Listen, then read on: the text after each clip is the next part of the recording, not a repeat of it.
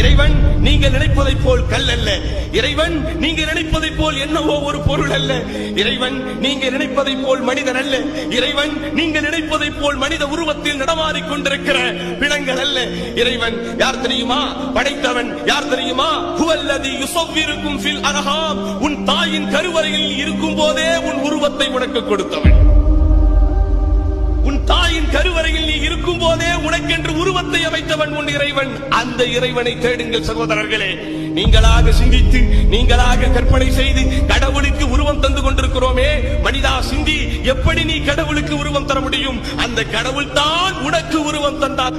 தெருக்கு தெரு கடவுளை வைத்துக் கொண்டிருக்கிறோமே, ஊருக்கு ஒரு கடவுளை வைத்துக் கொண்டிருக்கிறோமே. யாராவது உள்ளபடி நினைத்து பார்த்து சொல்ல முடியுமா? என் ஊரை என் கடவுள் படைத்தார், உன் ஊரை உன் கடவுள் படைத்தார் என்று சொல்ல முடியுமா? என் அன்பு சகோதரர்களே, அருமை சகோதரர்களே, மொழிவாரியாக கடவுளர்களை வைத்துக் கொண்டிருக்கிறோமே.